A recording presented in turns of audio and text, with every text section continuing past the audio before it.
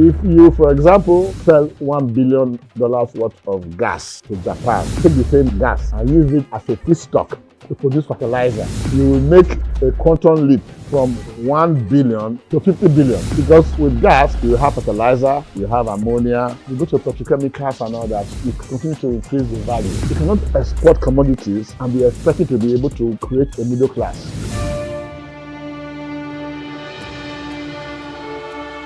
Hello everybody, my name is Dr. Caesar Osahene Iyayi. I am your advocate for the industrialization of Africa, a process that I continue to insist should begin from Nigeria.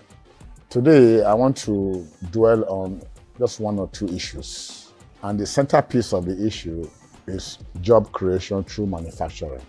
We don't have a middle class in Nigeria.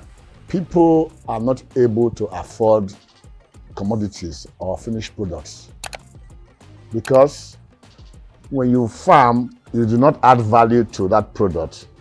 Your income is limited to whatever you are able to sell it for. But if you are able to add value, then your income will rise. If you are having access to electricity, which in the immediate and even medium term may not be possible. I see a future, for example, where maybe 50 years from now, there may be no need for national grid because solar power and solar energy is advancing at such a rate that in about 5 years' time, most houses will be powered independently. But we need to create jobs, not just jobs that are 75,000 naira as salary. That is why our youth are fleeing to Europe, America, and South Africa and being driven back. What are they doing in Europe or in South Africa or in America that is making our people to flee there? What are we not doing here that is making our people to leave? Is there something that we can do so that we'll be able to increase the earning power of our citizens in the quantum so that we'll be able to be a part of the solution to the problem of mankind? So when I'm talking about industrial manufacturing, I emphasize on this because it is adding value to raw material. And when you add value to raw material, you are increasing the per capita income of our citizens. So my program is not channeled in such a way that it will benefit the South because it is only in the South that you have gas reserve, like in Ondo, Edo, Delta, Bayelsa, Akwa Ibom, Cross River, then Imo State. In the long run, we can manufacture our own pipes, not import pipes now. We can bring in our own ingots and make pipes because it's cheaper to bring plates or to bring ingots, melt it and make pipes. You can take gas to every destination.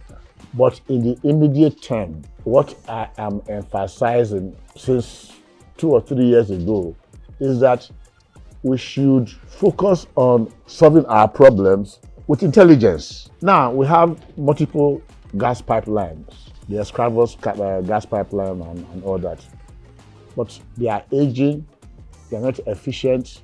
Most of the time, they don't have gas in them. The operators of the gas line, they prefer to turn it into liquefied natural gas so they can sell in dollars than to give gas to our industries or to gas generating companies. Most of the time, the gas generating companies or the GenSco are not able to pay for the gas that they have been supplied because the electricity that they generate to the discos are not able to recover the money for the gas. So now you now have what they call dedicated lines and people are getting light for only 2 hours, 3 hours and so on and so forth. So you have a problem with the existing gas pipeline.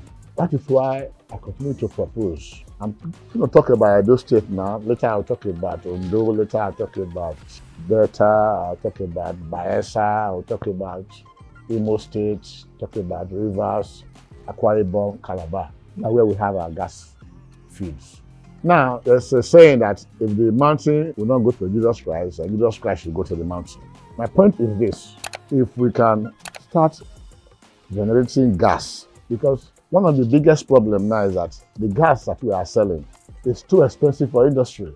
The government is looking at making money from commodities. I'll give you an example. Let's assume Nigeria is able to earn $1 billion from exporting liquefied natural gas. If that natural gas is used to generate electricity at the point where the gas is, industries can use the gas to produce electricity using a combined gas plant, and gas is a feedstock. What I mean by that is that it's a raw material for industries. So if you, for example, sell $1 billion worth of gas to Japan, to Singapore, or to China or India, and you take the same gas and use it as a feedstock to produce fertilizer, you will make a quantum leap from 1 billion to 50 billion. Because with gas, you have fertilizer, you have ammonia, you go to petrochemicals and all that, you continue to increase the value. Number one, you generate electricity.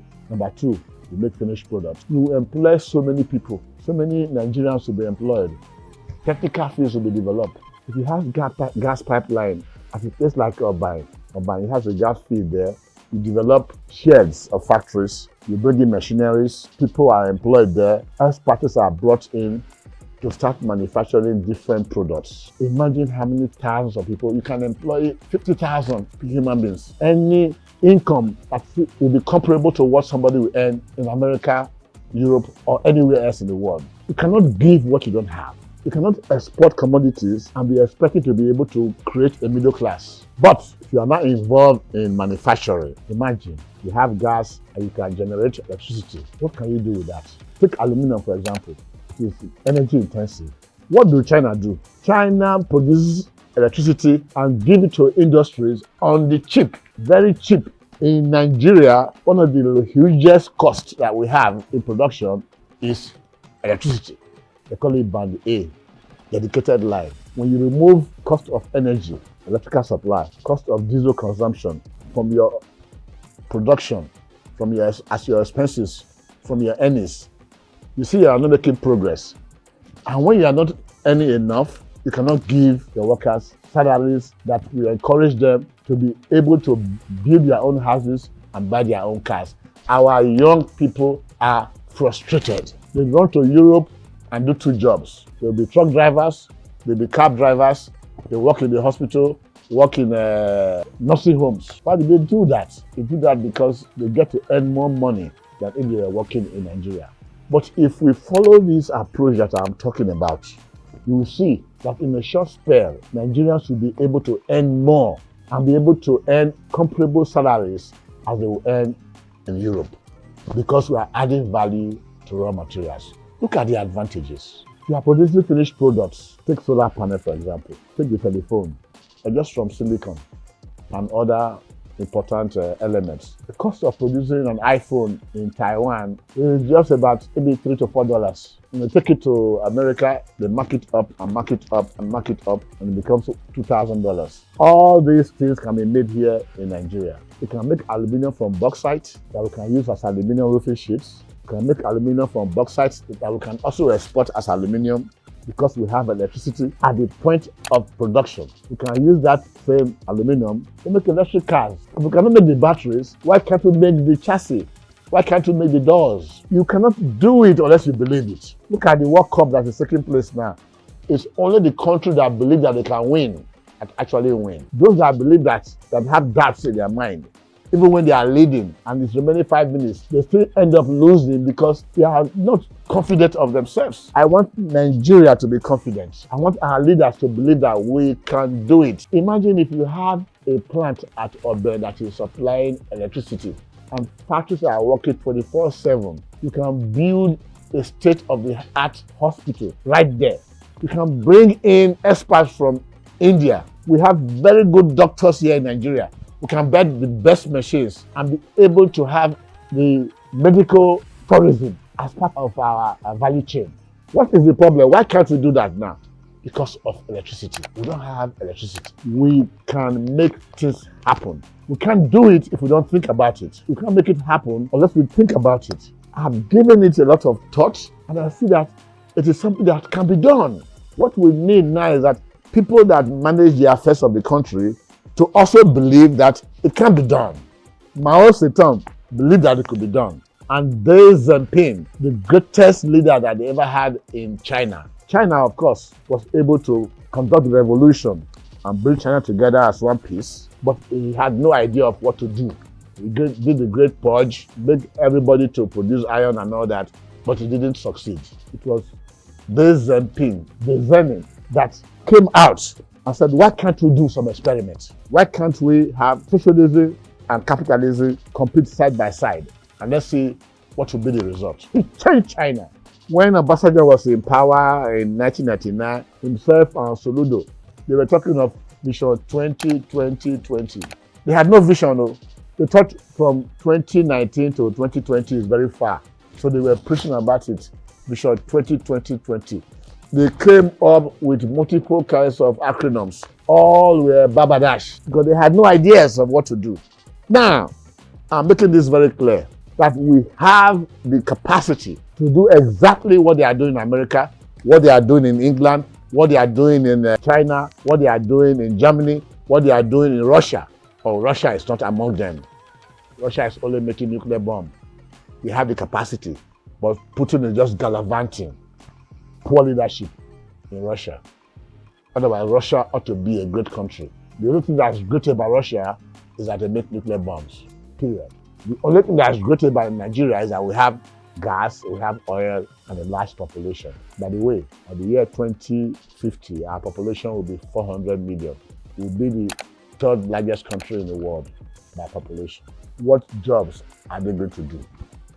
Think about that.